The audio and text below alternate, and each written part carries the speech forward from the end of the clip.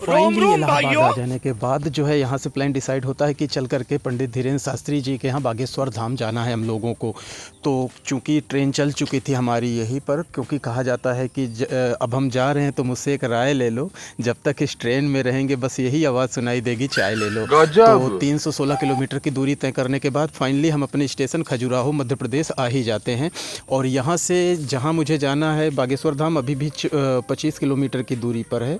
तो हम लोग शेयरिंग टैक्सी जो है तलाश करने लगते हैं कि शेयरिंग टैक्सी से हम लोग 6 लोग जाना है तो 40 रुपये किराया के हिसाब से पर पर्सन हम लोगों ने बुक करके बैठ जाते हैं। सबसे पीछे हम ही बैठते हैं और 2 लोग देखें, एक लोग और बगल मुस्कुरा रहा है बिना दांत के।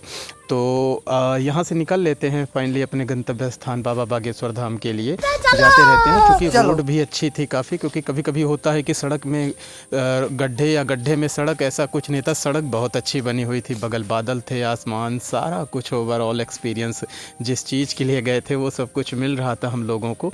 और 25 किलोमीटर की दूरी टैक्सी से तय करने के बाद फाइनली हम लोग मंदिर पहुँच जाते हैं और लाइन में लग जाते हैं दर्शन के लिए। आप देखें कि रंग बिरंगे कपड़ों में ये नारियल बंधा हुआ था, क्योंकि लोग का मानना है, भक्तों का मानना है कि ये नारियल बांधने से उनकी मनोकामनाएं यहाँ आने से पूरी होती हैं। और ये है फाइनल भगवान बागेश्वर धाम के भगवान है यहाँ पर। और वापस आने के बाद ये मंदिर में ये पंडाल है और यही पंडाल से जो है भक्त लोग बैठते हैं, यहाँ पर कथा कीर्तन होती है और सामने जो मंच है यहीं पर बुलाए जाते हैं, भविष्यवाणी उनकी की जाती है और उनके बारे में बताया जाता है।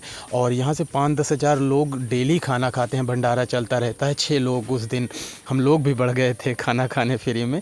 और वहाँ से वापस आते टाइम रास्ते में पहाड़ बहुत अच्छे अच्छे थे, नज़ारा अच्छा था, सुंदरता थी। तो हम लोग से भी नहीं रहा गया, आखिरकार हम लोग चले जाते हैं, चढ़ जाते हैं पहाड़ पर।